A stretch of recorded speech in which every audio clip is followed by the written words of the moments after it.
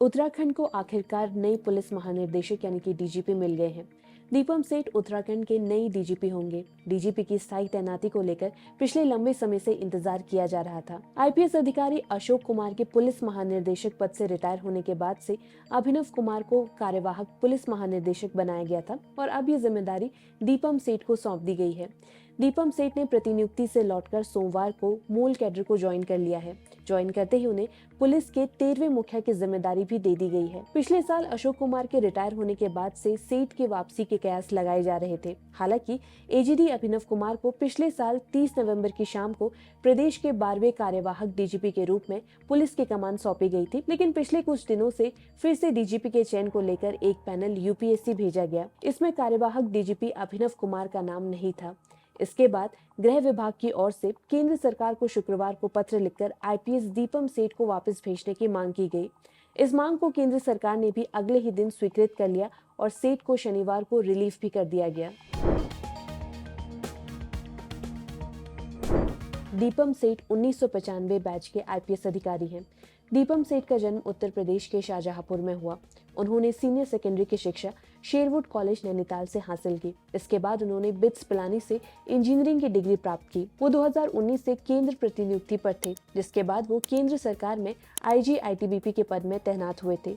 इससे पहले दीपम ने एसएसबी में प्रतिनियुक्ति पर करीब 6 साल काम किया। मौजूदा वक्त में वे उत्तराखंड कैडर के सबसे सीनियर अधिकारी हैं। दीपम सेठ अविभाजित यूपी में गाजियाबाद और गौतम बुद्ध नगर में एडिशनल सुपरिटेंडेंट पुलिस की जिम्मेदारी भी संभाल चुके हैं। उत्तराखंड गठन के बाद नैनीताल के वरिष्ठ पुलिस अधिकारी भी वे रह चुके हैं। इसके अलावा वे होम में एडिशनल सेक्रेटरी, रीजनल एंड सशस्त्र कांस्टेबलरी में महानिदेशक और inspector general of law and order समेत कई पदों में रहकर काम कर चुके हैं। आईपीएस दीपम सेठ ने 25 नवंबर को उत्तराखंड पुलिस के 13वें पुलिस महानिदेशक के तौर पर पदभार ग्रहण कर लिया। चार्ज लेने के बाद उन्होंने अपनी प्राथमिकताएं गिनाई। उन्होंने कहा कि कानूनी व्यवस्था को सुदृढ़ बनाना और अपराधों पर नियंत्रण करने के साथ ही नशीले पदार्थों की तस्करी पर भी कार्रवाई की जाएगी। इसके अलावा उन्होंने साइबर सुरक्षा को मजबूत करना, आपदा प्रबंधन के लिए तैयारियों को मजबूत करना और पुलिसिंग को पारदर्शी बनाने की भी बात कही। इसके साथ ही उन्होंने कहा कि राज्य में यातायात प्रबंधन और सड़क दुर्घटनाओं की रोकथाम के लिए मजबूत नीतियां बनाई जाएंगी। दीपम सेठ ने कहा कि उनके नेतृत्व में महिलाओं और बच्चों की सुरक्षा के लिए